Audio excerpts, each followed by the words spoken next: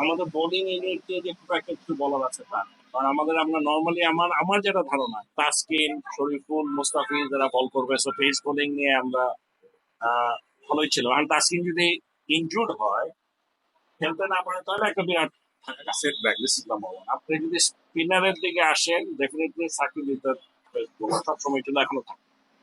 So আমাদের দল যদি আপনি দেখেন এখানটায় আপনার, আমি যদি ক্যাপ্টেন থেকে ধরি, 3 নাম্বার থেকে ধরি, তাহলে সম্ভাবনা এটা যে হবে তা তো না। চেঞ্জ তো হতেই পারে, depending on the situation or the condition, decision might change.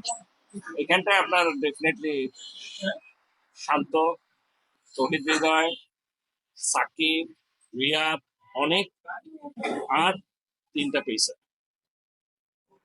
ঠিক আছে, একজন স্পিনার খেলবে।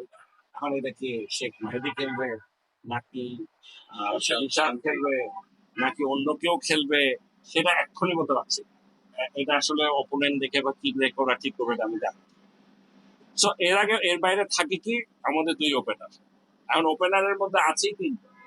একটা হচ্ছে লিটন দাস, একটা হচ্ছে সৌম্য, একটা তানজিদ তামিম। আমাকে যদি জিজ্ঞেস করেন, তানজিদ তামিমের অ্যাপ্রোচটা ভালো। T20-তে আমাদের এরকম অ্যাপ্রোচ থাকা ভালো।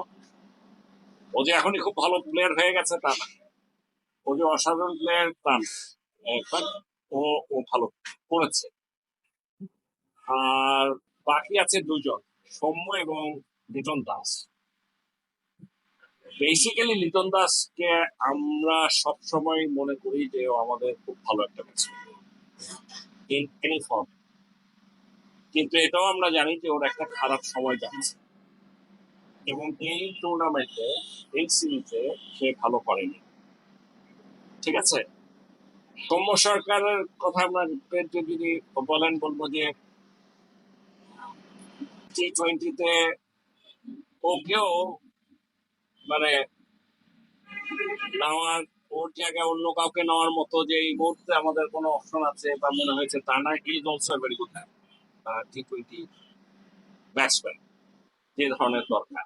কিন্তু এখানে কাকে খেলাবে এটা তো জানি না। দোয়া করতে পারি যে যেন ওরা ফর্মে ফেরত আসে, শান্ত, লিটন অথবা সৌম্য সরকার, এরা যেন তাদের ন্যাচারাল খেলাটা খেলতে পারে। তানজিদ তামিম যেরকম সাহস করে খেলে যাচ্ছে, যে ফিল্ডতে খেলে যাচ্ছে, এটা যদি খেলতে পারে, তাহলে আমরা আশা করতে পারি সামনে ভালো হবে। এখানটাই ভালো হয়নি, এটাই হলো সত্যি কথা। এবার পার্সোনালি আপনি কি আশা করছেন?